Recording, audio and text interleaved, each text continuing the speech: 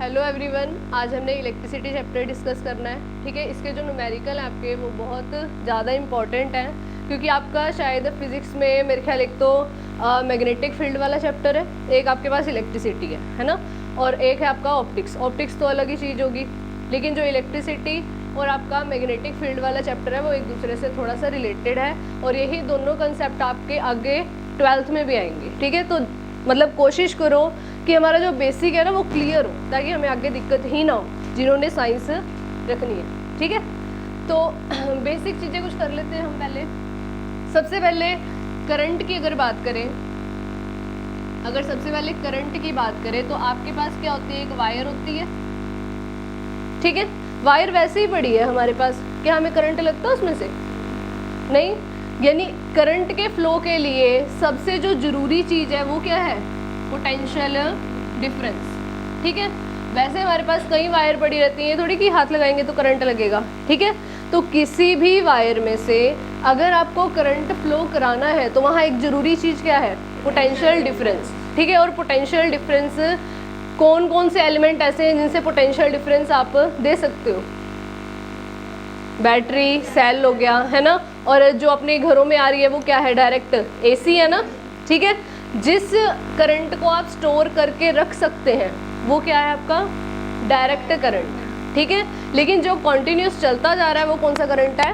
Alternating current. हमारे घरों में क्या आ रहा है? अल्टरनेटिंग करंट आ रहा है, और वो भी कितनी फ्रीक्वेंसी का? 50 हर्ट्ज की फ्रीक्वेंसी का। ठीक है, 220 वोल्ट और 50 हर्ट्ज की उसकी फ्रीक्वेंसी है। क्लियर है? अब चलो करंट की बात करें तो करंट क्या है कि किसी भी वायर में से जब क्या करेगा? चार्ज मूव करेगा, और चार्ज मूव पर यूनिट टाइम कितना कर रहा है वही आपको क्या देगा? करंट। यानी सबसे पहला फॉर्मूला है वो क्या होगा? Current is equal to charge per unit time. ठीक है, जो करंट है उसकी यूनिट एम्पियर। ठीक है, जो चार्ज है उसकी यूनिट कूलम, और टाइम जो है वो सेकंड। कई बार आपको जो टाइम है वो मिनट में दे रखा होगा, कई बार आवर्स में दे रखा होगा, लेकिन जब भी आपने न्यूमेरिकल करना है, न्यूमेरिकल करते हुए सिर्फ इतनी सी चीज़ का आपने ध्यान रखना है कि आपकी सारी की सारी जो यूनिट है ना वो किस में होनी चाहिए? एसआई यूनिट होनी चाहिए। कौन सी? SI unit. ठीक है, जिसको पूरा इंटरनेशनल सिस्टम क्या करता है? फॉलो करता है। पहले ना अलग अलग यूनिट सिस्टम थे, वो भी आगे क्लास में पढ़ोगे आप, लेकिन बाद में एक ऐसा ही सिस्टम बना दिया गया जिसको क्या करता है? इंटरनेशनल लेवल पर ये मतलब सारी कंट्री क्या करती हैं? इसी को फॉलो करती हैं, ताकि अगर कोई स्टडी हो तो ऐसा ना हो कि हमारा रिजल्ट कुछ और आ रहा है, यूके वालों का रिजल्ट कुछ और आ रहा है। ठीक है, तो इसलिए हमारे पास क्या हो गया? ऐसा यूनिट लगा दी गई कि इसी को फॉलो करना है। ठीक है, उसके अकॉर्डिंग अगर आपका कहीं पर लेंथ है तो वो लेंथ मेजर होगी किसमें? अगर कहीं मास है तो वो मास मेजर होगा किसमें? किलोग्राम में। ठीक है, अगर कहीं टाइम है तो वो मेजर होगा किसमें? सेकंड में। ठीक है, अगर कहीं पर करंट है तो वो मेजर होगा किसमें? एम्पियर में। अगर कहीं पोटेंशियल डिफरेंस है, अगर कहीं पोटेंशियल डिफरेंस है तो वो मेजर होगा किसमें? वोल्ट में। ठीक है, अगर कहीं पावर है तो वेरी गुड। ठीक है जी, क्लियर? चलो, इसके बाद इस चैप्टर में करंट हमने देख लिया। ठीक है, करंट के बाद रेजिस्टेंस की बारी आती है। अब क्योंकि करंट तो फ्लो कर रहा है, करंट जहाँ कोई चीज़ चलती है ना उसको रोकने वाले भी बहुत होते हैं। ठीक है, तो ये रेजिस्टेंस क्या चीज़ है? किसी भी वायर में जब आई करंट फ्लो कर रहा है तो उसको वायर की वजह से, जो वायर जिस मटेरियल से बनी है, क्या वायर की लेंथ है, क्या वायर का क्रॉस सेक्शन एरिया है, उसकी वजह से जो रुकावट आती है, ठीक है, वो क्या होता है हमारे पास? रेजिस्टेंस। रेजिस्टेंस का सिंबल आर। जितनी ज़्यादा लेंथ होगी, ये डायरेक्टली प्रोपोर्शनल का सिंबल मैंने डाला है। ठीक है, डायरेक्टली प्रोपोर्शनल यानी डिपेंड करता है इसके ऊपर। जितनी ज़्यादा लेंथ होगी उतना ही रेजिस्टेंस ज़्यादा होगा, तो इसलिए रिलेशन कैसा है? डायरेक्टली प्रोपोर्शनल का।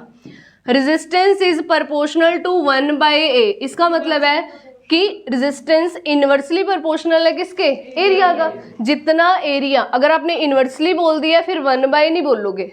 ठीक है, या तो आप बोलो कि resistance is proportional to 1/a, या बोलो कि resistance is inversely proportional to a। Inversely proportional का ही मतलब है कि रिलेशन कैसा है, 1/समथिंग है। क्लियर है? ठीक है, तो रेजिस्टेंस जो है वो इन्वर्सली प्रोपोर्शनल है किसके, एरिया के, यानी वायर जितनी क्या होगी, मोटी वायर होगी, उसका रेजिस्टेंस क्या होगा, उतना ही कम होगा। ठीक है, एरिया जितना ज्यादा होगा रेजिस्टेंस उतना कम होगा। क्लियर है ये चीज? ठीक है, जब इस इक्वेशन और इस इक्वेशन को जब हम ऐड कर देते हैं यानी कंबाइन कर देते हैं तो रेजिस्टेंस प्रोपोर्शनल आ जाता है L/A के। अब जब भी ये प्रोपोर्शनलिटी खुलती है, इक्वल टू का सिंबल आता है, तो वहां पर आता है एक कांस्टेंट। हमेशा क्या आती है, कांस्टेंट वैल्यू आती है, और इस केस में हमारे पास ये कांस्टेंट वैल्यू आ रही है रो L/A। अब ये रो क्या चीज है, रेजिस्टिविटी, और ये किसी भी मटेरियल के लिए क्या रहती है, फिक्स, यानी कॉपर की रेजिस्टिविटी फिक्स होगी, सिल्वर की रेजिस्टिविटी फिक्स होगी। ऐसा नहीं कि सिल्वर की इतनी सी वायर ले ली तो उसकी रेजिस्टिविटी कुछ और होगी, और एक लंबी वायर ले ली तो उसकी रेजिस्टिविटी कुछ और होगी। रेजिस्टिविटी हमेशा क्या रहता है, किसी भी मटेरियल के लिए कांस्टेंट रहती है। क्लियर? कई बार क्वेश्चन ऐसे आ जाता है कि हमारे पास एक वायर है जिसकी लेंथ मान लो 1 मीटर और एरिया कुछ दे देते हैं, कहते हैं कि अगर यही वायर, इसी मटेरियल की वायर हम क्या ले लें, 2 मीटर की ले लें, ठीक है, एरिया सेम, लेकिन हम लेंथ क्या कर दें, डबल कर दें, तो बताओ रेजिस्टिविटी में क्या चेंज होगा, क्या चेंज होगा, नो चेंज। क्यों? क्योंकि जब आप यही बोल रहे हो कि मटेरियल सेम है, अगर मटेरियल सेम है तो रेजिस्टिविटी भी सेम है। रेजिस्टेंस जरूर चेंज हो जाएगा लेकिन रेजिस्टिविटी क्या रहेगी, सेम रहेगी। ठीक है, अब R is equal to rho L/A हो गया मेरे पास। कोई ऐसी वायर जिसकी लेंथ 1 मीटर है, ठीक है, और ऐसी वायर जिसका जो एरिया है, क्रॉस सेक्शन एरिया, वो भी कितना है, 1 मीटर स्क्वायर है, तो जब L और A की वैल्यू क्या हो जाती है, 1 हो जाती है, तो उस केस में R इज इक्वल टू रो आता है। ठीक है, तो कई बार आपको रेजिस्टिविटी वर्ड की जगह ना स्पेसिफिक रेजिस्टेंस भी बोला जाएगा। क्या बोला जाएगा कि स्पेसिफिक रेजिस्टेंस। तो इस स्पेसिफिक रेजिस्टेंस का मतलब ही क्या है, रेजिस्टिविटी है। स्पेसिफिक रेजिस्टेंस उस वायर का रेजिस्टेंस है जिसकी लेंथ और एरिया दोनों क्या है, 1 है। तो आपको पता है अगर L और A दोनों 1 है, फिर तो R ही क्या है, रो के इक्वल है, फिर तो R ही क्या है, रो के इक्वल है ना। तो स्पेसिफिक रेजिस्टेंस ही सिर्फ उलझाने के लिए दे देते हैं। ठीक है, कि क्वेश्चन वही कि बताओ, इसमें मैंने सीधा बोल दिया कि रेजिस्टिविटी में चेंज क्या आएगा या क्या नहीं, इसमें कह देंगे बताओ स्पेसिफिक रेजिस्टेंस में क्या चेंज आएगा। जब स्पेसिफिक रेजिस्टेंस ही रेजिस्टिविटी है, फिर से नो चेंज। क्लियर? ठीक है, उसके बाद अब रेजिस्टेंस आ जाता है किसी भी सर्किट में पैरेलल में और सीरीज में, पैरेलल में और सीरीज में। देखो, जब भी आपके पास कुछ रेजिस्टर किस में लगे हुए हैं, सीरीज में लगे हुए हैं, R1, R2, R3। ठीक है, अब इन रेजिस्टर के क्रॉस आपने क्या लगानी, एक बैटरी तो जरूर लगानी पड़ेगी, तभी तो करंट पास होएगा। ठीक है, करंट की डायरेक्शन हमेशा कहाँ से कहाँ रहती है, पॉजिटिव टू नेगेटिव, तो करंट की डायरेक्शन ये हो जाएगी। ठीक है, अब जब रेजिस्टर किस में लगे हुए हैं, सीरीज में लगे हुए हैं, तो इस केस में आपका जो करंट है वो क्या रहता है, सेम, और जो पोटेंशियल डिफरेंस है वो क्या रहता है, डिफरेंट। ठीक है, इसका मतलब इसके कोरस्पॉन्डिंग जो पोटेंशियल है वो V1 होगा, इसके कोरस्पॉन्डिंग V2, इसके कोरस्पॉन्डिंग V3, लेकिन V1 plus V2 plus V3 आपका हमेशा क्या रहेगा, गिवन पोटेंशियल के इक्वल रहेगा। ठीक है, V1, V2, V3, क्योंकि जो पोटेंशियल यहाँ है ना वही क्या गया आगे डिस्ट्रीब्यूट हुआ है, यानी इन सब का टोटल तो यही रहेगा ना, क्योंकि ना तो एनर्जी कहीं से आती है और ना ही कहीं जाती है, सिर्फ क्या होती है, चेंज होती है एक फॉर्म से दूसरी फॉर्म में। अब इसमें पोटेंशियल तो डिफरेंट आपने कर दिए, लेकिन करंट क्या रहेगा, इसमें तीनों रेजिस्टर के पास सेम रहेगा। ठीक है, तो हमें सीरीज में पता है कि equivalent resistance when all the resistors connected in series क्या हो जाता है, R1 plus R2 plus R3। Clear? लेकिन अगर हमारे पास जो रेजिस्टर है वो किस में लगे हुए हैं, पैरेलल में लगे हुए हैं, तो ये लगाया हमने पहला रेजिस्टर, उसके बाद सेकंड, उसके बाद थर्ड। ठीक है, रजिस्टर अलग अलग है, R1, R2, R3, ठीक है। अब आपने फिर से क्या करना है, एक बैटरी तो अप्लाई करनी पड़ेगी, एक बैटरी तो लगानी पड़ेगी, ठीक है। बैटरी लगा दी, करंट जाएगा, मान लो I करंट जा रहा है। अब करंट यहाँ तक पहुँच गया, अब आगे यहाँ जब करंट पहुँचा ना तो इसको 3 रास्ते दिख रहे हैं। करंट जा रहा है, यहाँ तक जब पहुँच गया तो उसके आगे क्या दिख रहे हैं, 3 रास्ते, ठीक है। तो कुछ करंट यहाँ जाएगा, कुछ यहाँ जाएगा, कुछ यहाँ जाएगा। तो इसका मतलब इस I का कुछ पार्ट यहाँ गया, कुछ पार्ट यहाँ गया और कुछ पार्ट यहाँ गया। जाके जाके जाके फिर इनको क्या मिल गया, फिर से एक कॉमन रास्ता मिल गया। तो जब ये घूम घुमा के आ गए यहाँ पे, दोबारा से फिर क्या हो गया, I ही चल दिया। यानी इस तरह के सर्किट में आपका जो टोटल करंट है वो किसके इक्वल रहता है, I1 plus I2 plus I3 के, ठीक है। और ये जो बैटरी देखना, अब बैटरी से जो पोटेंशियल गया है उसके लिए तो ये तीनों के तीनों रजिस्टर क्या है, लगभग सेम ही है। क्योंकि वहां पर देखना बैटरी को पहले क्या मिल रहा था, R1 मिल रहा था, R2 तो अभी उसकी पहुंच से दूर है, तो वो ज़्यादा से ज़्यादा पोटेंशियल किसको दे देगा, 1 को दे देगा। लेकिन इस बैटरी के लिए तो ये भी उसी डिस्टेंस पे है, ये भी और ये भी, ठीक है। तो इसका मतलब पैरेलल वाले केस में हमारे पास जो पोटेंशियल जाता है वो सबके पास सेम जाता है। तो यहाँ पोटेंशियल क्या होगा, सेम होगा, लेकिन जो करंट होगा वो क्या होगा, डिफरेंट होगा, ठीक है। और इक्विवेलेंट रेजिस्टेंस पैरेलल वाले केस में क्या होता है, 1/RP is equal to 1/R1 plus 1/R2 plus 1/R3, ठीक है। जब भी आपके रजिस्टर सीरीज में लगे हुए हैं, ठीक है, तो आपको क्या मिलेगा, मैक्सिमम रेजिस्टेंस मिलेगा। इक्विवेलेंट रेजिस्टेंस क्या मिलेगा, मैक्सिमम। कई बार ये कह देते हैं 2 ओम, 4 ओम, 6 ओम, ये रजिस्टर्स हैं और ये आपने ऐसे अरेंज करने हैं कि आपको मैक्सिमम रेजिस्टेंस मिल सके। तो मैक्सिमम रेजिस्टेंस हमेशा कौन से कॉम्बिनेशन में मिलता है, सीरीज कॉम्बिनेशन में। और मिनिमम रेजिस्टेंस आपको कौन से कॉम्बिनेशन में मिलता है, पैरेलल कॉम्बिनेशन में, ठीक है।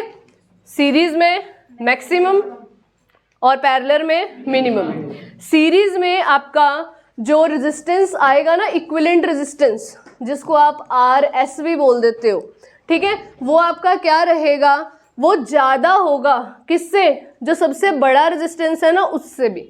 मान लो अगर 2, 4 और 6 ये 3 रजिस्टर है आपके पास, ठीक है, ये लगा दिया आपने सीरीज में, तो आपका जो टोटल आएगा वो क्या होगा, सबसे बड़े से भी ज़्यादा, यानी 6 से भी ज़्यादा होगा, ग्रेटर देन 6, ठीक है। लेकिन अगर यही 2, 4, 6 वाला आपने पैरेलल में लगाया होता, 2, 4, 6 ओहम का रजिस्टर अगर आपने किस में लगाया होता, पैरेलल में लगाया होता, तो आपको जो सबसे छोटा रेजिस्टेंस है ना उससे भी कम वैल्यू मिलती, ठीक है, उससे भी कम वैल्यू मिलती। यानी अगर RP की बात करें तो RP क्या होता हमारा, लेस देन लोएस्ट या 2, सबसे छोटे से भी कम वैल्यू मिलती है। और सीरीज में क्या मिलता है, ज़्यादा मिलता है, वो भी सबसे बड़े का, ठीक है, सबसे बड़े का ज़्यादा मिलता है और पैरेलल में सबसे छोटे से भी कम मिलता है, ठीक है। तो जहाँ आपको करंट अच्छा खासा चाहिए, आप चाहते हो कि ज़्यादा से ज़्यादा करंट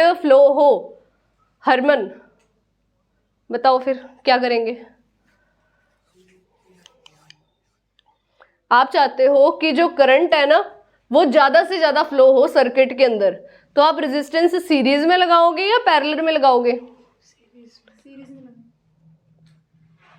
आप चाहते हो करंट ज़्यादा फ्लो हो, करंट ज़्यादा फ्लो कराना है, रुकावट कम करनी है, रुकावट कम है, रेजिस्टेंस कम चाहिए, रेजिस्टेंस कम किस में आता है, पैरेलल में, ठीक है। और अगर आप चाहते हो कि मेरे इस सर्किट में जो करंट है वो इतना पास ना हो, आप चाहते हो मुझे नहीं करंट इतना पास करवाना, तो क्या करोगे, जो रेजिस्टेंस है वो किस में लगाओगे, सीरीज में, रेजिस्टेंस सीरीज में, ठीक है। तो maximum resistance, maximum resistance, maximum रुकावट, मैक्सिमम रुकावट करंट कम, और आपको क्या मिलेगा, कम करंट यहां पर मिल जाएगा सीरीज में। क्लियर।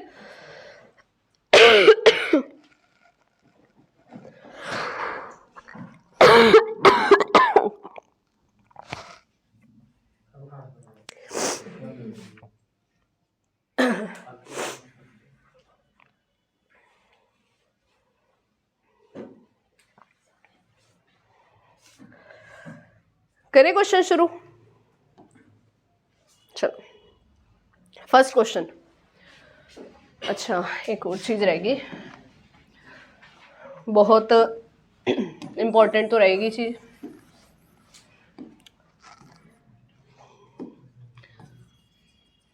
ओम्स लॉ, ठीक है।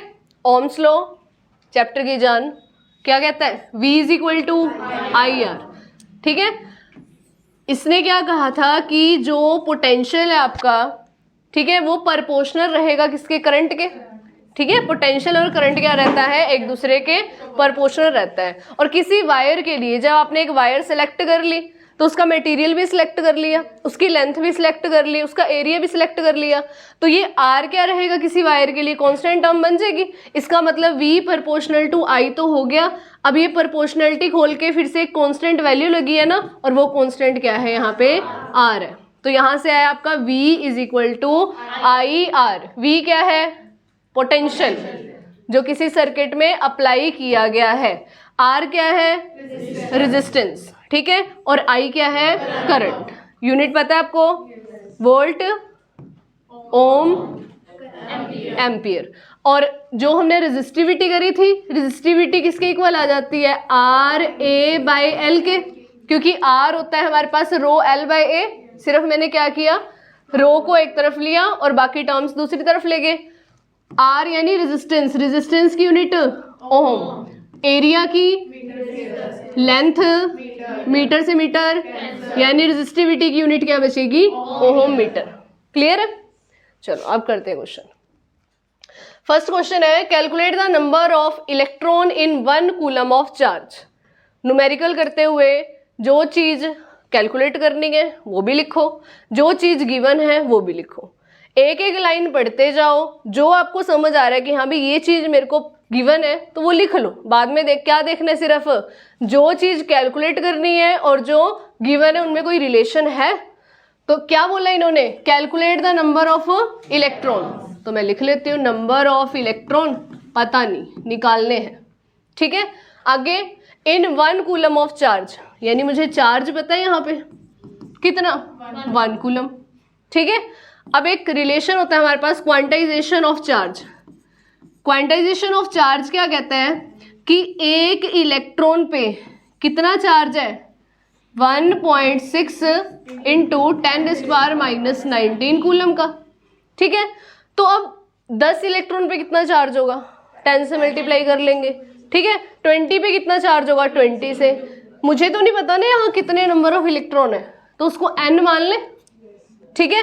तो अगर 1 इलेक्ट्रॉन पे चार्ज इतना है तो n इलेक्ट्रॉन पे कितना चार्ज हो जाएगा? मल्टीप्लाई हो जाएगा, यानी n मल्टीप्लाई 1.6 इंटू 10⁻⁻19 कूलम, ठीक है। n इलेक्ट्रॉन पे कितना चार्ज है? इतना, ठीक है। तो आपने चार्ज निकाला, वो इसके इक्वल है। चार्ज तो दे रखा था 1 कूलम का, ठीक है। इसका मतलब 1 कूलम ही इसके इक्वल है। 1.6 इंटू 10⁻⁻19 मल्टीप्लाई n। वैल्यू किसकी निकालनी है? n की। n को यहीं रखेंगे, 1 के डिवाइड में आ जाएगा जी ये। क्या आप निकाल सकते हो n की वैल्यू? ठीक है। और सीधी साफ बात, क्वांटाइजेशन ऑफ चार्ज जहां आ जाए वहां पर फॉर्मूला लगता है Q is equal to n। इतनी लंबी चौड़ी बात लिखने की जरूरत ही नहीं है, ठीक है। सिंपल आप क्या कर सकते हो? आप लिखो according to quantization, according to quantization, क्योंकि क्वांटाइजेशन ये कहती है कि कोई भी बॉडी है ना, उसके अंदर या तो 1 इलेक्ट्रॉन होगा, या उसके अंदर 2 इलेक्ट्रॉन होंगे, या उसके अंदर 3 इलेक्ट्रॉन होंगे। कभी भी ऐसा नहीं होगा 1.2 इलेक्ट्रॉन नहीं होंगे, कभी भी 1.5 इलेक्ट्रॉन नहीं होंगे, कभी भी 1.25 इलेक्ट्रॉन नहीं होंगे। या तो क्या होगा? 2 होंगे, या क्या होगा? 1 होगा, या क्या होगा? 3 होंगे, ठीक है ना। तो इसका मतलब अगर 1 इलेक्ट्रॉन है ना, फिर तो कौन सा चार्ज है? ये रहा। अगर 2 इलेक्ट्रॉन है फिर आपके पास चार्ज इतना है। अगर 3 इलेक्ट्रॉन है फिर आपके पास चार्ज इतना है। तो क्वांटाइजेशन ये कहती है कि किसी भी बॉडी पे जो चार्ज है ना, वो क्या है? ये नंबर्स होंगे। अगर कोई कहे कि क्या 1.9 इंटू 10⁻⁻19 पॉसिबल है? पॉसिबल ही नहीं है, क्योंकि 1.6 के बाद कितना है? 3.2 है। 3.2 के बाद कितना है? 4.8 है। अगर 4.4 बोला जाए ना, क्या ये पॉसिबल है? तो नहीं है। ठीक है, तो क्वांटाइजेशन ने क्या बोला? Q is equal to N. नहीं, Q की वैल्यू मुझे पता है कितनी? 1, n पता नहीं, और इलेक्ट्रॉन का चार्ज तो क्या रहता है? फिक्स रहता है। तो बस यहाँ से निकालें n की वैल्यू। करिए फटाफट कैलकुलेट। n की वैल्यू क्या आती है? 10⁻⁸ 18। ठीक है Jasvinder, n is equal to 1/1.6 into 10⁻⁻19 दिख रहा है? इसका पॉइंट हटाएंगे, क्या आएगा? डिवाइड वाला 10 ऊपर ले जाए, चला गया ऊपर। मल्टीप्लाई, ये जो 10⁻⁻19 है डिनोमिनेटर में है, ऊपर न्यूमिनेटर में जाएगी तो पॉजिटिव हो जाएगी। डिवाइड में क्या रह जाएगा मेरे पास? 16। 10 की पावर 1 है, यहाँ 10 की पावर कितनी है? 19 है। बेस सेम पावर क्या होती है? ऐड होती है, यानी क्या बचेगा आपके पास? 10⁻20 डिवाइड में 16। ठीक है, तो अगर आपके पास टाइम नहीं है तो आप इसको यहाँ भी छोड़ सकते हो। ठीक है, जरूरी नहीं कि पूरा ही डिवाइड करना है। अगर नहीं टाइम आपके पास एग्जाम में तो आप यहाँ भी छोड़ दो इसको। ठीक है, वरना क्या करना है? 1 से डिवाइड ही करना है 16 को। क्या आएगा? 5 पे तो 80 चला जाता है, 6 पे जाएगा ना, तो क्या आएगा? 6 पे जो भी आएगा छोड़ो परे। 0.06 इंटू 10⁻20 इतने इलेक्ट्रॉन है। पॉइंट शिफ्ट करना है, शिफ्ट कर सकते हो। क्या आ जाएगा? 6 1 2 आगे पॉइंट शिफ्ट हुए, तो 6 इंटू 10⁻, 2 पावर कम हो जाएंगी 18। ठीक है, 6 इंटू 10⁻, क्या हो जाएगा? 18। यानी ये भी ठीक है मेरे पास 1/6 वाला भी, 1/16 वाला भी। उसके बाद ये भी ठीक है, लेकिन जो अगर सही मायने में रिजल्ट की बात करें तो वो रिजल्ट हमेशा क्या आता है? जो भी आपका नंबर है उसके बाद एक यहाँ पॉइंट होना चाहिए। ठीक है, यहाँ पॉइंट होना चाहिए हमेशा। कई बार आ जाता है रिजल्ट ऐसे रिजल्ट आ जाता है, तो आपको कोशिश करनी है कि जो पॉइंट है वो कहाँ शिफ्ट कराना है? जो आपका नॉन जीरो नंबर है ना, उसके बाद शिफ्ट कराना। ठीक है, कई बार ऐसे आ जाता है कोई रिजल्ट 285.6 ऐसे आ जाता है, तो यहाँ आपको कोशिश करनी है पॉइंट कहाँ शिफ्ट कराना? 1 2 यहाँ 2 के बाद। ठीक है, यानी पॉइंट के आगे सिर्फ एक नॉन जीरो नंबर होना चाहिए। ठीक है, कोशिश ऐसे करनी है। Next, how much energy is given to each coulomb of charge passing through a 6 volt battery. तो क्या निकालना है यहाँ पे? एनर्जी निकालनी है ना। तो एनर्जी हमने क्या करनी है? फाइंड करनी है। शायद पोटेंशियल दे रखा है पासिंग थ्रू 6 वोल्ट, यानी हमें पोटेंशियल दे रखा है। Potential is equal to 6 volt. इसके अलावा how much energy is given to each coulomb of charge, मुझे चार्ज भी दे रखा है क्या? 1 कूलम। ठीक है,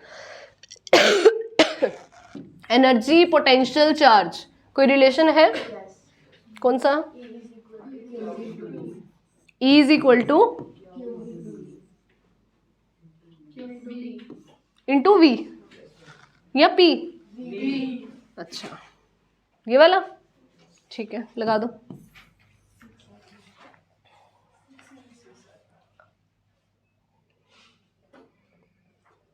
यूनिट क्या आएगी? 6 तो आ जाएगा। क्या निकाल रहे हो आप? एनर्जी निकाल रहे हो ना। एनर्जी किस में होती है? जूल में। ठीक है, चार्ज आपको क्या पता है? 1 कूलम का। पोटेंशियल आपको पता है 6, तो आंसर 6 तो आ जाएगा। लेकिन आप क्या निकाल रहे हो? एनर्जी निकाल रहे हो। एनर्जी किस में होती है जी? जूल के अंदर। ठीक है, अब ये रिलेशन कहाँ से आए ये पता है आपको? ठीक है, ये रिलेशन कहाँ से आया है ये भी देख लेते हैं एक बार। आपके पास यहाँ कोई क्यू चार्ज है। ठीक है, इस क्यू चार्ज को आप यहां से मूव करा रहे हो, इस पॉइंट पर लेके आ रहे हो। ठीक है, इस क्यू चार्ज को यहां से यहां मूव कराना है, इस पॉइंट पर ले आए। यहां से यहां मूव कराते हुए आपने कुछ वर्क करा। क्या करा आपने? वर्क करा।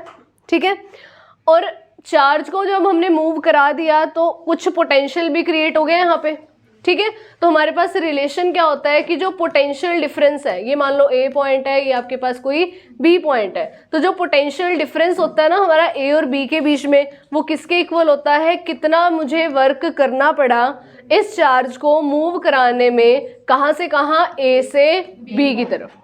जब आप एक चार्ज को यहाँ से यहाँ मूव करा रहे हो, ठीक है, तो इन दोनों पॉइंट के पोटेंशियल का जो डिफरेंस होगा, यहाँ का पोटेंशियल वी ए, यहाँ का पोटेंशियल वी बी, तो यहाँ का जो पोटेंशियल डिफरेंस होगा वो किसके इक्वल है, कितना मुझे वर्क कराना पड़ा इस चार्ज को इस जगह से इस जगह पर लेके आने के लिए, ठीक है। वही क्या होता है हमारे पास, पोटेंशियल डिफरेंस होता है, वही क्या होता है, पोटेंशियल डिफरेंस, ठीक है। अब क्योंकि ज़्यादा पोटेंशियल होगा, अगर ज़्यादा पोटेंशियल होगा तो चार्ज को मूव कराने के लिए भी वर्क भी क्या करना पड़ेगा, ज़्यादा ही करना पड़ेगा, ठीक है। तो देखो जो रिलेशन है वो कैसा है, प्रोपोर्शनल है ना, रिलेशन कैसा है, प्रोपोर्शनल है, यानी अगर पोटेंशियल ज़्यादा है तो मुझे वर्क भी ज़्यादा कराना पड़ेगा, ठीक है। चलिए, अब potential is equal to work by charge हो गया। पोटेंशियल को V लिख सकते हैं, वर्क को W, चार्ज को Q, ठीक है।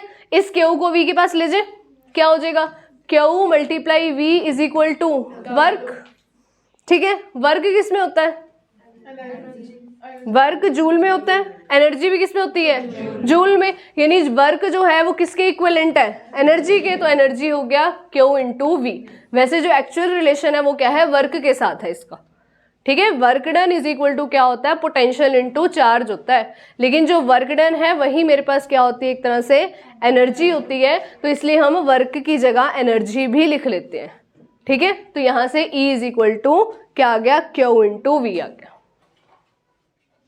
ठीक है। तो एनर्जी आपने निकाल दी 6, और क्योंकि एनर्जी निकाल ली है तो एनर्जी की यूनिट क्या होगी, जूल। बोलो क्लियर।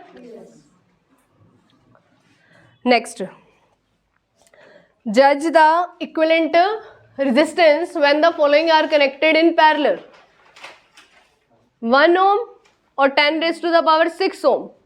दो रेजिस्टेंस, एक तो बिल्कुल ही छोटा ले लिया इन्होंने रेजिस्टेंस 1 ओम, और एक कौन सा ले लिया, 10 रेज़ टू पावर 6 ओम। अब अगर वैसे ही थोड़ा सा बस एस्टिमेट लगाना हो, और किस में है ये कनेक्ट, पैरेलल में, तो अगर मैं सिर्फ आपको ये कहूँ कि एस्टिमेट लगा के बताओ कि जब ये दोनों रेजिस्टेंस किस में लगे हुए हैं, पैरेलल में लगे हुए हैं, तो इक्विवेलेंट रेजिस्टेंस लगभग क्या आएगा, 1 या 1 से छोटा ही आएगा, ठीक है। यानी एस्टिमेट तो लगा लिया, अब निकाल लें इसको, क्योंकि पैरेलल में लगे हैं तो उसके लिए रिलेशन क्या होता है, 1/RP is equal to 1/R1 plus 1/R2। 1/RP is equal to 1/R1 कितना है, R2 कितना है, एलसीएम लेंगे, क्या आएगा एलसीएम, 6 आ जाएगा। उसके बाद ये चीज यहाँ मल्टीप्लाई होती है और ये चीज यहाँ मल्टीप्लाई होती है, 1 आ गया, ठीक है। यानी 1/RP is equal to 10⁻6 plus 1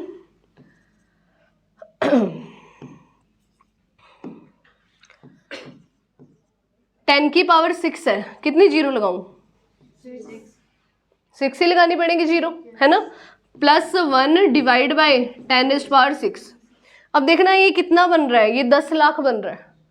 10 lakh में अगर एक ऐड भी करेंगे तो क्या आएगा, वही आएगा, वही आएगा ना। 10 लाख में अगर एक ऐड भी करेंगे तो लगभग तो 10 लाख ही रहेगा, लेकिन फिर भी चलो प्रॉपर लिख देते हैं, 1000001, ये चीज आएगी जी,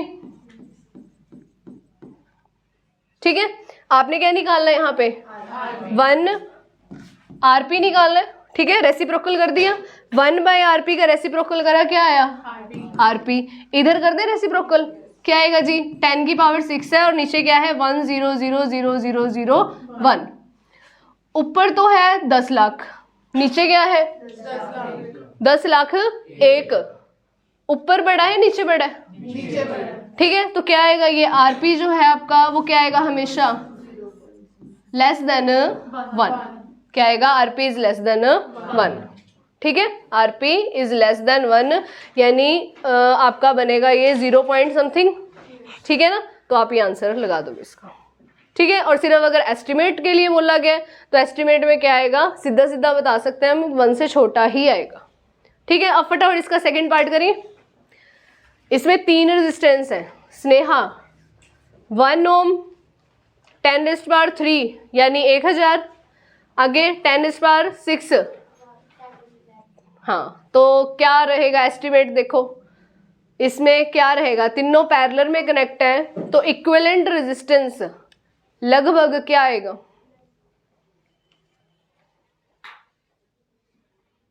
जब भी रेजिस्टर पैरेलल में लगे होते हैं तो इक्विवेलेंट रेजिस्टेंस हमारे पास जो आपके रेजिस्टर दे रखे हैं उसमें सबसे छोटा देखो कौन है, 1 है, तो इक्विवेलेंट 1 से भी छोटा आएगा।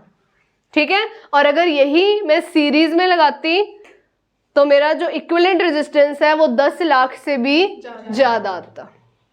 ठीक है।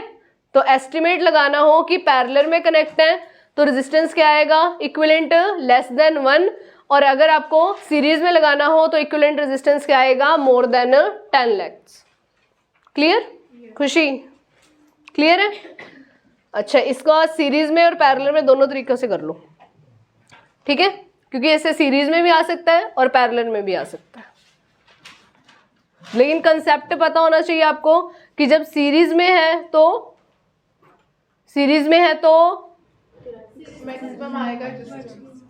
मैक्सिमम आएगा और किससे, जो सबसे बड़ा सबसे ज्यादा है। ठीक है। और पैरेलल में स्नेहा हमेशा <1 नहीं, less than the lowest resistance, low से भी लेस आएगा।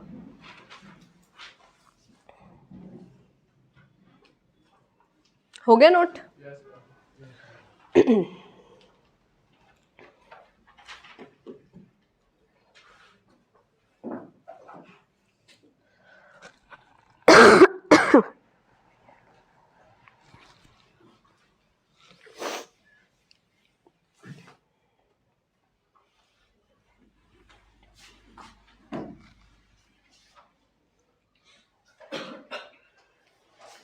चलो इसी कंसेप्ट पे अगला क्वेश्चन है, हाउ कैन 3 रजिस्टर्स, 3 रजिस्टर है, 2 ओम, 3 ओम और 6 ohm, how can 3 resistor of resistance 2, 3, 6 be connected to give a total resistance of 4 ohm. क्या चाहिए मुझे, 4।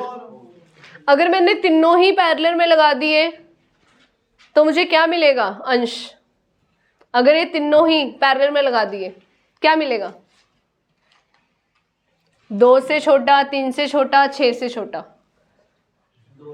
2 से छोटा। ठीक है।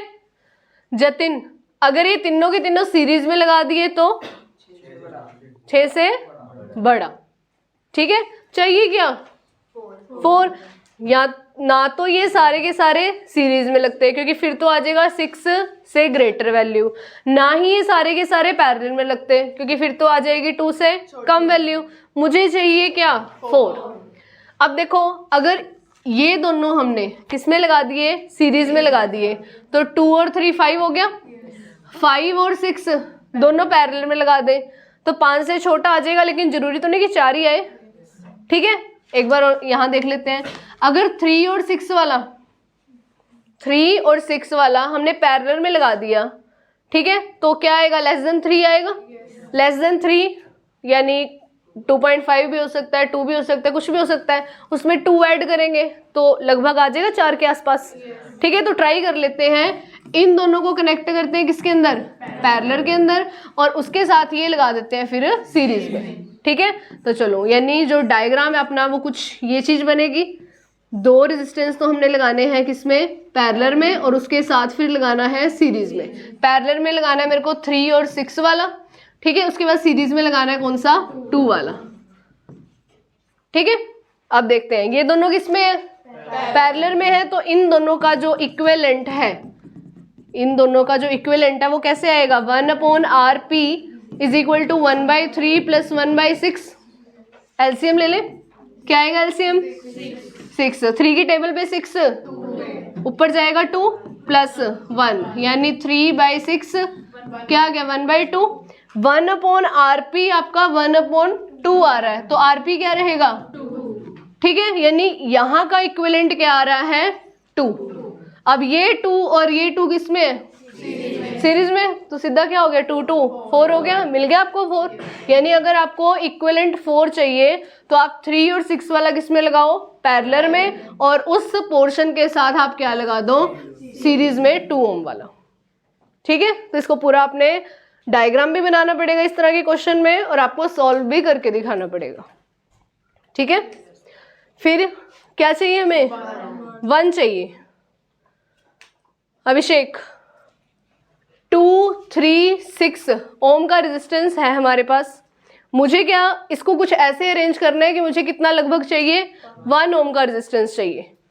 तो 1 ओम का जब आपको रेजिस्टेंस चाहिए तो कोई सोल्यूशन ही नहीं है और सिवाय पैरेलल में लगाने के, सिवाय पैरेलल में लगाने के, क्योंकि 1 तो तभी आ सकता है जब हम क्या करें, सबको पैरेलल में लगाएं, क्योंकि तभी क्या आएगा 2 से छोटा आएगा। अगर हमने कोई और अरेंजमेंट करी तो क्या हो जाएगा, वो बड़ा ही आएगा, ठीक है। तो देखना जरा इन सब तीनों को पैरेलल में लगा के इक्विवेलेंट क्या बनता है, 1 आता है, ठीक है।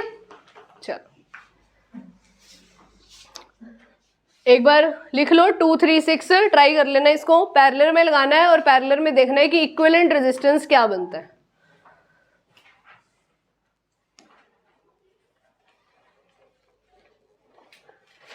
Next question, in an electrical circuit 2 resistors of 2 ohm and 4 ohm connected in series।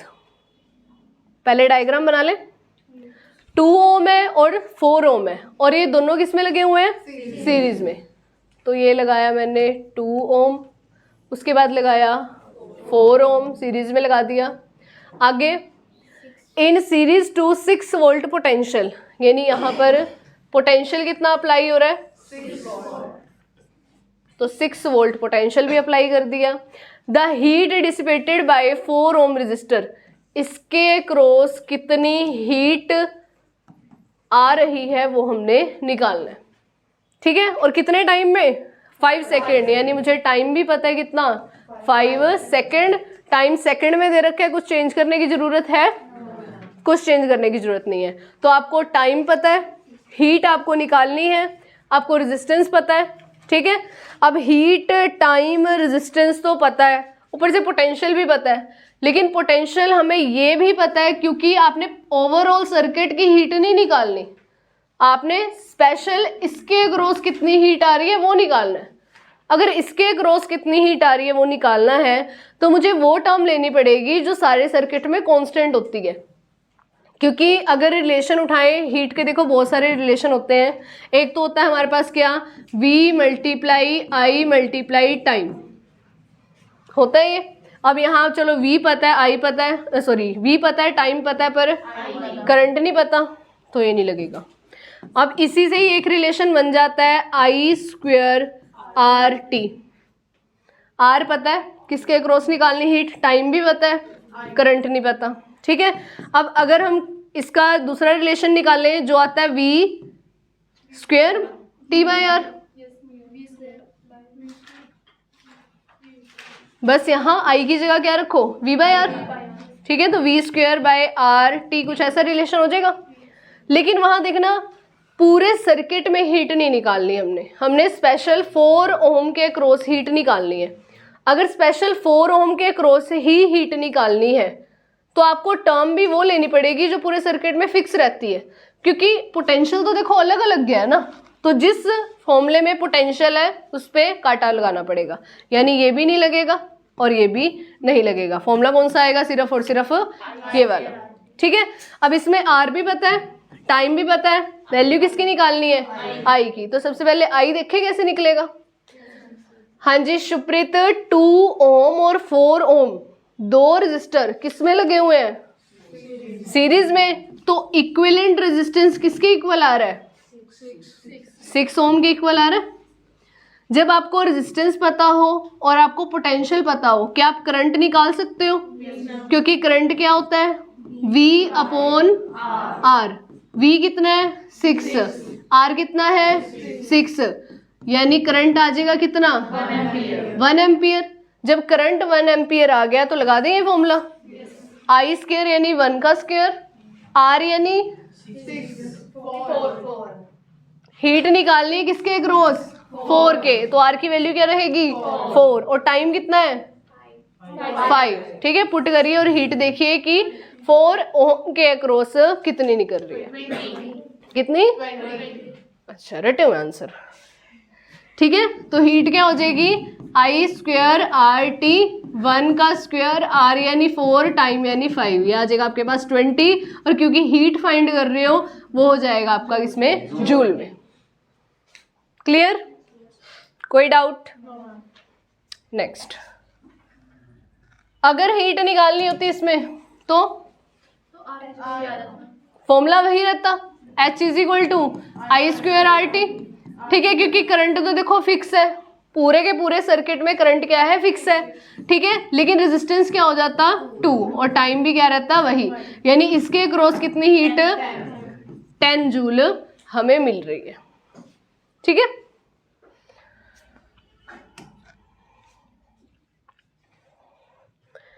एक टेबल दे रखा है आपको, मटेरियल दे रखा है और उसकी रेजिस्टिविटी दे रखी है। इस टेबल में से मुझे ये बताओ सबसे पहले कि कौन से मटेरियल की रेजिस्टिविटी सबसे लो है?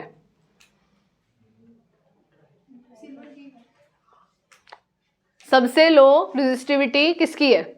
ऑर्डर तो देखो लगभग सारे ही सेम है, सिर्फ वो है उसका भी 10⁻12 है, बहुत ज़्यादा है वो तो, लेकिन जो कंपेयर करने वाले हैं वो तो यही है। तो फर्स्ट वाले कंपेयर करेंगे, यहाँ 1.6 है, 5.2, 10, 94.0, 1.6, ठीक है। तो यहाँ 1.6 है, वहाँ क्या है 1.62 है। जब यहाँ 6 दे रखा है तो इसके पीछे क्या मानते हैं 0, यानी इन दोनों में कंपेयर करोगे तो बेस्ट जो रेजिस्टिविटी है, सॉरी जो रेजिस्टिविटी है वो सबसे कम किसकी आई है? सिल्वर की। अगर सबसे कम रेजिस्टिविटी है तो इसका मतलब इसकी जो कंडक्टिविटी है वो क्या होगी? सबसे ज़्यादा होगी। जिसकी कंडक्टिविटी सबसे ज़्यादा होती है वो क्या होता है? बेस्ट कंडक्टर, ठीक है। तो हम घरों में फिर सिल्वर वायर का यूज़ क्यों नहीं करते? कॉस्ट का भी इशू है, ठीक है ना। इसलिए अब हमें तो ज़्यादातर किसकी बात चाहिए? बस रेजिस्टिविटी देखनी है ना। तो इसके कंपैरिजन में रेजिस्टिविटी किसकी है? कॉपर की, ठीक है। हमें ज़्यादा अमीर नहीं बनना, हमने ये नहीं कहना कि हम चांदी की तारें लगवा रखी हैं। कॉपर का सेम काम है, थोड़ा सा 0.2 का फ़र्क है, छोड़ो बड़े कॉपर का यूज़ कर लेंगे। इसलिए वायर जो यूज़ होती है वो कौन सी होती है? Copper wire. Best conductor silver है, लेकिन कॉस्ट इशू की वजह से जो यूज़ होता है वो कौन है? कॉपर, ठीक है। कॉपर की resistivity low, conductivity high, best conductor silver है, सिल्वर से दूसरा नंबर कॉपर है, ठीक है। अगर इसकी रेजिस्टिविटी बहुत कम है, अगर इसकी रेजिस्टिविटी बहुत कम है, ठीक है, तो इसमें से जो करंट है, इसका जो रेजिस्टेंस है वो क्या होगा? वो भी कम होगा। अगर रेजिस्टेंस कम है तो जो करंट पास करेगा वो ज़्यादा करेगा, ठीक है। करंट ज़्यादा पास करेगा तो हमें एनर्जी भी क्या मिलेगी? ज़्यादा ही मिलेगी। क्लियर? अच्छा, टंगस्टन और मरकरी, इन दोनों की कंपैरिजन में अगर देखा जाए तो बेस्ट कंडक्टर कौन है? क्यों? इसकी रेजिस्टिविटी कम, कंडक्टिविटी ज़्यादा। कंडक्टिविटी ज़्यादा तो करंट ज़्यादा, यानी जो कंडक्शन है वो क्या आएगी? अच्छी खासी होगी। और इसी टेबल में सबसे बैड कंडक्टर कौन है? सबसे बैड कंडक्टर इस टेबल में, इस टेबल में सबसे बैड कंडक्टर कौन है? ड्राई पेपर, क्योंकि उसकी रेजिस्टिविटी का ऑर्डर देखना क्या है? 10⁻12 ऑर्डर है। यहाँ तो ऑर्डर चल रहे हैं नेगेटिव में और वहाँ +12 है, ठीक है ना। +12 यानी 1 के लास्ट में क्या लगानी है? 12 बार 0 लगानी, फिर जाके उसकी रेजिस्टिविटी बनेगी, ठीक है। इतनी ज़्यादा रेजिस्टिविटी तो कंडक्टिविटी क्या रहेगी? बहुत ज़्यादा कम, इतनी कम कि नो कंडक्शन की बात ही कर लो एक तरह से। और जहां कंडक्शन नहीं होती वो होता है इंसुलेटर। क्या होता है वो? इंसुलेटर। ठीक है, जो अच्छी कंडक्शन करता है, जिसकी रेजिस्टिविटी क्या होती है? कम होती है, वो होता है कंडक्टर। और जिसकी रेजिस्टिविटी बहुत ज़्यादा होती है, यानी जो कंडक्ट ही नहीं कर पाता, वो कौन होता है? इंसुलेटर। वुड भी एक इंसुलेटर है ना? रबड़ भी एक इंसुलेटर है। जब भी हमें कुछ बिजली का काम करना होता है, रबड़ की चप्पल, ठीक है, मान लो कहीं क्या हो रहा है, थोड़ी वायर्स लगा दी, वहाँ स्पार्किंग हो रही है, तो लोहे का डंडा लेके जाते हैं उसको हटाने के लिए। कौन सा? लकड़ी का ना। ठीक है, क्यों? क्योंकि लकड़ी इंसुलेटर है, वो कंडक्शन नहीं कर पाएगी। हमारी बॉडी क्या है? कंडक्टर है। हमारी बॉडी तो बहुत अच्छी कंडक्टर है। ठीक है, लोहे का डंडा एक बार ले जाओ, फिर तो बस क्या कहूँ मैं, जल बुझ जाएंगे। ठीक है, हाँ, अच्छी हमारी जो बॉडी है वो गुड कंडक्टर है। ठीक है, अर्थ भी क्या है? गुड कंडक्टर है। अर्थ को ओशन ऑफ द इलेक्ट्रॉन भी बोला जाता है। अर्थ क्या है? समुंदर है इलेक्ट्रॉन का। अगर अर्थ जो इलेक्ट्रॉन का समुंदर है, तो इसका मतलब अगर कहीं से उसको पोटेंशियल मिल गया, अगर लोहे का डंडा हम ले गए, ठीक है, रॉड ले गए लोहे की, उसको तो पोटेंशियल मिल जाएगा। ठीक है, अर्थ का भी पास भी पोटेंशियल है। इधर जहाँ स्पार्किंग हो रही होगी वहाँ भी पोटेंशियल होगा। बीच में फंसेगा कौन? हम फंसेंगे, और हमारे अंदर से करंट जा ही जाएगा, जा ही जाएगा, जा ही जाएगा, जब तक पूरा खून नहीं निचोड़ लेता। ठीक है ना? तो इसलिए वुड का जो स्टिक है उसको यूज़ किया जाता है जब भी ऐसी कोई सिचुएशन हो जाती है। ठीक है, करें नेक्स्ट। आपके पास ना लैब में आपको ये एक्सपेरिमेंट करने गए, एक तो आपको एमीटर दिख रहा है, एक आपको ये वोल्ट मीटर दिख रहा है। ठीक है, आपने अभी कनेक्ट नहीं किए, ना तो एमीटर कनेक्ट किया है, ना आपने वोल्ट मीटर कनेक्ट किया है, बस अलग अलग यहाँ पड़े हैं। आपके टीचर ने कह दिया वहाँ से एमीटर ले आओ, वहाँ से वोल्ट मीटर ले आओ। और बिल्कुल सिचुएशन कुछ ऐसी है, जहाँ नीडल इस टाइम दिख रही है आपको, ऐसे ही है। आप क्या कहोगे अपने टीचर को?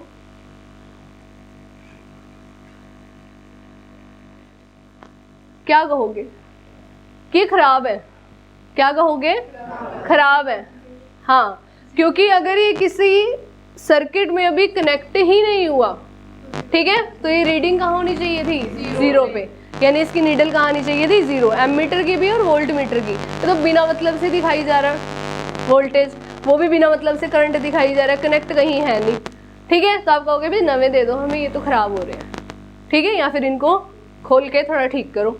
ठीक है, चलो, एक तो बात ये है, यानी मेरे ख्याल किसी सैम्पल पेपर में था ऐसा क्वेश्चन, था ना, कि अलग अलग आपको डायग्राम दे रखे थे और कहा था कि आप कौन सा सिलेक्ट करोगे।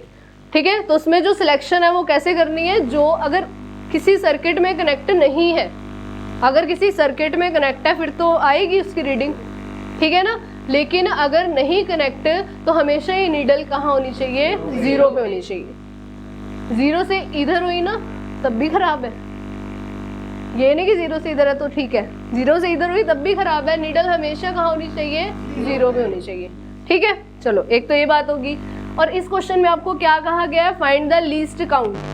सबसे पहले लीस्ट काउंट होता क्या है?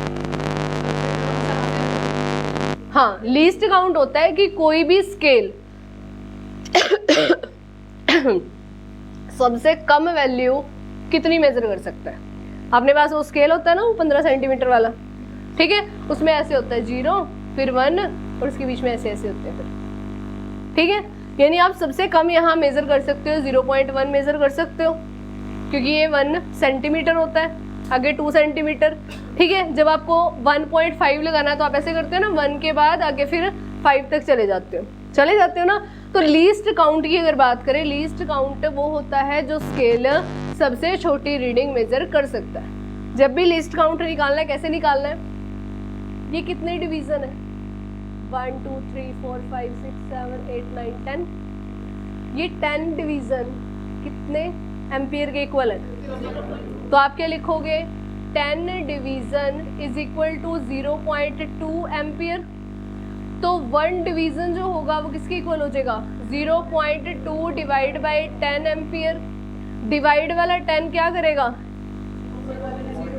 एक और 0 ऐड कर देगा, यानी क्या आ जाएगा 0.02 एम्पियर। यानी इस एमीटर का लीस्ट काउंट कितना बन रहा है 0.02। 0.02 आप सबसे छोटी वैल्यू मेजर कर सकते हो यहाँ पे, उससे कम नहीं मेजर कर सकते, क्योंकि अगर नीडल आती है सिर्फ यहाँ तक तो इसका मतलब कितना है 0.02। यहाँ तक आती है तो 0.04, ठीक है ना, क्योंकि जब 1 डिजिट आपको पता लग गया कि 1 डिवीजन इसके इक्वल है, फिर तो अगर नीडल कहीं भी आएगी तो आप निकाल ही सकते हो टोटल करंट क्या आ रहा है। आपकी ये नीडल कहाँ आ गई, यहाँ आ गई, बताना जरा क्या करंट आएगा।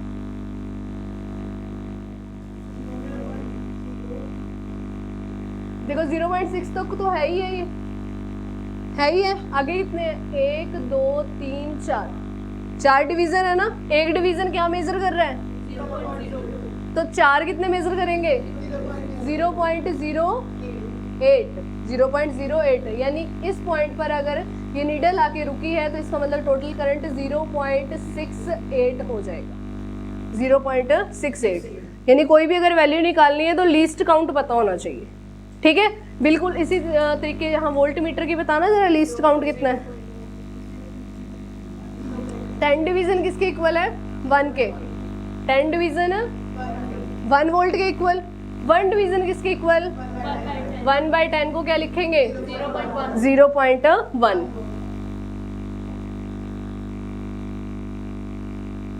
लो जी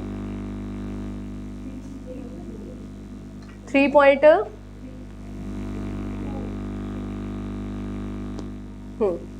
तो है ही है, यहाँ 3 तो है ही है। आगे देखना कितने डिवीजन है 1 2। 1 डिवीजन किसके इक्वल है 0.1, तो 2 डिवीजन किसके इक्वल होंगे 0.2, तो ऐड कर दे 0.2, क्या आ जाएगा 3.2। क्लियर, कोई डाउट लीस्ट काउंट में या फिर डायग्राम आ गया ये देखने में कि गलत है या ठीक है, हमारा जो वोल्ट मीटर है वो ठीक है या एमीटर ठीक है, कोई डाउट तो नहीं है इसमें, ठीक है। कोई रीडिंग मेजर करनी आ गई तो पहले लीस्ट काउंट निकालना है, उसके बाद आपने देखना कितने डिवीजन पर है जो नीडल, कितने डिवीजन पर है, उसके साथ क्या कर दोगे मल्टीप्लाई कर दोगे, आपको वैल्यू मिल जाएगी। यानी पहले क्या निकालना है लीस्ट काउंट। क्लियर।